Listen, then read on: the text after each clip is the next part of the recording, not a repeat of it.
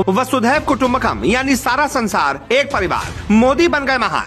60 शहर, 500 बैठकें, 19 देश, 3 दिन। मोदी ने खींच दी कभी ना मिटने वाली लकीर। आधी रात लग गई सबसे बड़ी डील पर मुहर। प्रधानमंत्री मोदी ने एक झटके में बदल दी दुनिया की सियासत।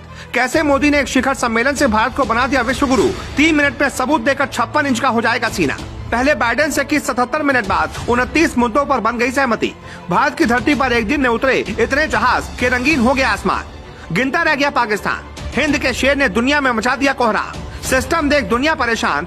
वीडियो कर दे शेयर अगर आपको भी है मोदी पर गुमान। आज से लगभग 1 साल पहले नवंबर 2022 का वो दिन याद कर लीजिए जब बाली शिखर सम्मेलन में मोदी को 2023 की G20 अध्यक्षता के लिए हथौड़ा सौंपा गया था। उस वक्त मोदी ने कहा था कि कोविड के बाद के दौर में नई व्यवस्था बनाने की जिम्मेदारी अब हमारे कंधों पर है। मैं आपको आश्वस्त करना चाहता हूं कि G20 की भारत की अध्यक्षता समावेशी, महत्वाकांक्षी, निर्णायक और सक्रियता से भरी रहेगी। एक साथ मिलकर हम G20 को वैश्विक परिवर्तन का उत्प्रेरक बनाएंगे। और आज मोदी की बातें सच होती हुई दिखाई पड़ रही हैं। मोदी के एक कदम ने भारत को विश्व गुरु बनने के और करीब ला दिया, क्योंकि जो भी देश G20 की अध्यक्षता करता है उसका प्रमुख काम किसी विषय विशेष के प्रति सभी देशों के बीच सहमति बनाने पर होता है। इस बार G20 में 20 नहीं बल्कि 19 देश शामिल हुए।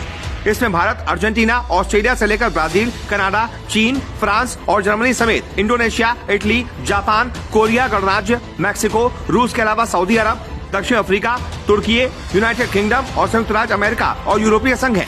इसकी सबसे खास बात यह है कि हर साल अध्यक्ष देश अपने अनुसार कुछ देशों को और संगठनों को मेहमान के तौर पर इसमें बुलाते हैं। और भारत ने बांग्लादेश, इजिप्ट, मॉरिशस, नीदरलैंड के साथ साथ नाइजीरिया, ओमान, सिंगापुर, स्पेन और संयुक्त अरब अमीरात यानी कि UAE को आमंत्रित किया है।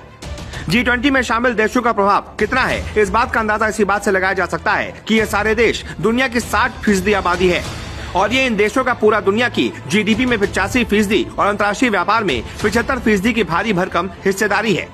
अभी तक G20 की 17 बैठकें हो चुकी हैं और 18वीं बैठक की मेजबानी भारत कर रहा है। इतने मजबूत और प्रगतिशील देशों को अपने देश में बुलाकर मोदी ने बता दिया कि भारत को किसी भी मोर्चे पर कम नहीं आंका जाए, क्योंकि G20 में भारत की भूमिका कोई छोटी मोटी भूमिका नहीं है। G20 सम्मेलन में 3 स्तरों पर भारत की जरूरत सबसे ज्यादा और जरूरी है। सबसे पहले वैश्विक स्तर पर भारत नजरअंदाज नहीं किया जा सकता। बटी हुई दुनिया में भारत को अग्रणी भूमिका निभाते हुए लंबे समय तक छाप छोड़ना एक मुख्य उद्देश्य है। इसके अलावा विकासशील देशों के साथ मिलकर उनके मुद्दों को प्राथमिकता के साथ रखना भी भारत की जिम्मेदारी है। दूसरी बात है क्षेत्रीय स्तर की। भारत वैश्विक स्तर पर दक्षिण एशिया का अगुवा है, जिसकी वजह से दक्षिण एशिया के बाकी देशों को भी आगे बढ़ाने की जिम्मेदारी भारत की ही है। और तीसरी है घरेलू। आज सिर्फ भारत को ही नहीं बल्कि पूरी दुनिया को भारत की जरूरत है। ऐसे में G20 के द्वारा दुनिया भर में भारत के बढ़ते कद का घरेलू माहौल में साबित करना एक बड़ी जिम्मेदारी है। भारत अपने इस मौके को भुनाते हुए प्रमुख वैश्विक मुद्दों पर आम सहमति बनाने, सामूहिक कार्रवाई के लिए प्रयास करेगा और साथ ही साथ विकासशील देशों के एजेंडों का चैंपियन बनकर सबके होश उड़ा देने वाले प्रदर्शन करना चाहेगा। PM मोदी का भी लक्ष्य है कि जब देश आजादी के 100 सालों का जश्न मना रहा होगा उस वक्त भारत एक विकसित राष्ट्र होगा। आज दुनिया को ये बताने की जरूरत है कि अब भारत दुनिया का वैश्विक नेता बनने के लिए पूरी तरह से तैयार है।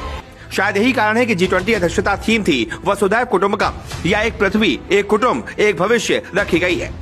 चलते चलते ये भी जान लीजिए कि पिछले साल 8 नवंबर 2022 को PM मोदी ने G20 का लोगो लॉन्च करते हुए G20 थीम यानी वसुधैव कुटुंबकम, जिसका अर्थ है one earth, one family, one future. G20 के लोगों को तिरंगे के रंग में डिजाइन किया गया है, जो हमारे पृथ्वी समर्थक दृष्टिकोण और चुनौतियों के बीच विकास का एक अहम प्रतीक है। और इस महान तिरंगे की शान में कमेंट बॉक्स में जय हिंद तो बनता है।